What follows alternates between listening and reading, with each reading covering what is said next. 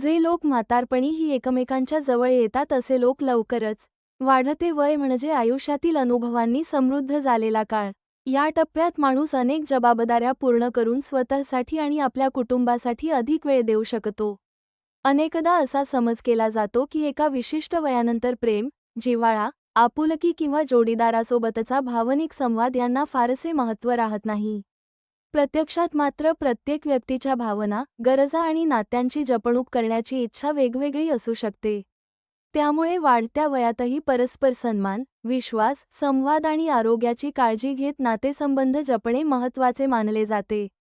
खालील माहिती ही सर्वसाधारण स्वरूपाची असून ती वैद्यकीय किंवा वैयक्तिक समुपदेशनाचा पर्याय नाही.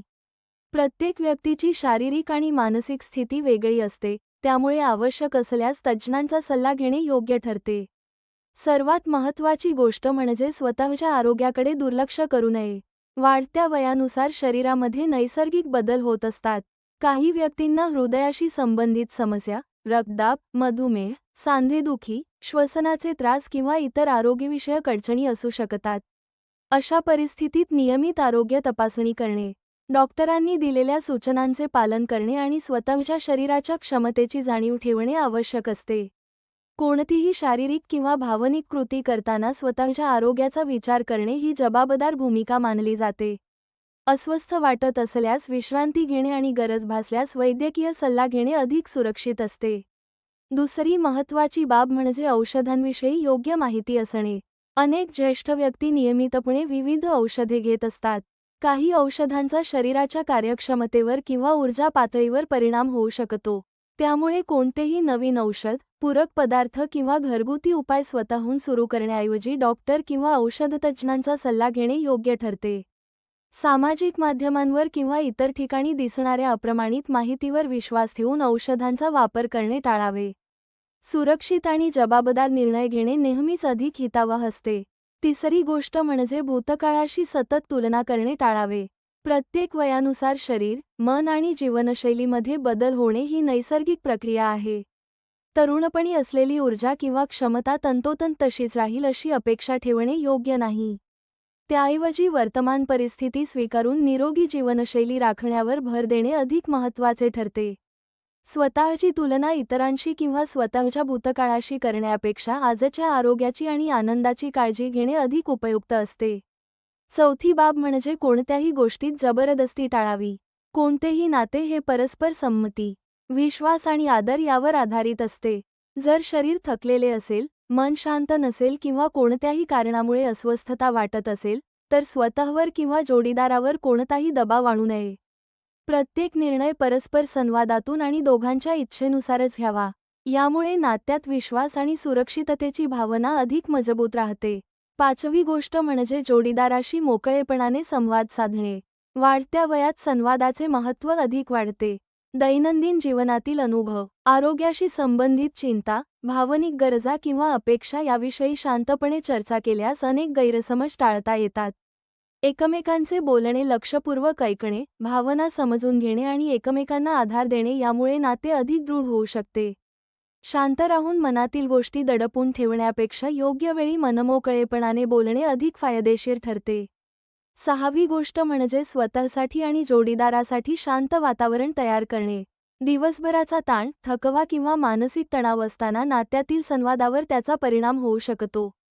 त्यामुळे शक्य असल्यास दोघांनाही सोयीस्कर वेळ निवडणे, निवांत वातावरण तयार करणे आणि घाईगडबड टाळणे योग्य ठरते. विश्रांती, पुरेशी झोप आणि मानसिक शांतता या गोष्टी एकूण आरोग्यासाठी तसेच नात्यातील समतोल राखण्यासाठी उपयुक्त ठरतात. सातवी गोष्ट म्हणजे भावनांचा आदर करणे.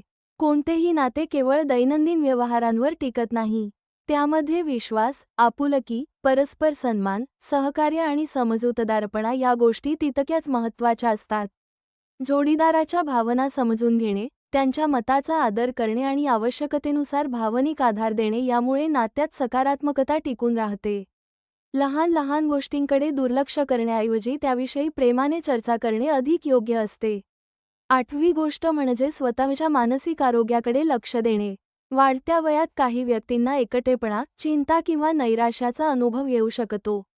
अशावेळी कुटुंबियांशी संवाद साधणे, मित्रमंडळींशी संपर्क ठेवणे आवडीचे छंद जोपासणे आणि गरज वाटल्यास मानसिक आरोग्य तज्ज्ञांचा सल्ला घेणे उपयुक्त ठरू शकते. निरोगी मन हे निरोगी नात्याचा महत्त्वाचा पाया असतो. नववी गोष्ट म्हणजे संतुलित जीवनशैली स्वीकारणे. नियमित चालणे, हलका व्यायाम, संतुलित आहार, पुरेसे पाणी आणि वेळेवर झोप या गोष्टी शरीराला चांगले कार्य करण्यास मदत करतात. याशिवाय धूम्रपान, तंबाखू किंवा मद्यपान यांसारख्या सवयी कमी करणे किंवा टाळणेही आरोग्यासाठी फायदेशीर ठरू शकते. निरोगी शरीरामुळे दैनंदिन जीवनातील उत्साह टिकून राहण्यास मदत होते. 10वी आणि सर्वात महत्त्वाची गोष्ट म्हणजे परस्पर सन्मान कायम ठेवणे. प्रत्येक व्यक्तीचे विचार, भावना, आरोग्यस्थिती आणि गरजा वेगळ्या असतात. त्यामुळे कोणताही निर्णय घेताना दोघांच्याही मतांचा आदर करणे आवश्यक असते.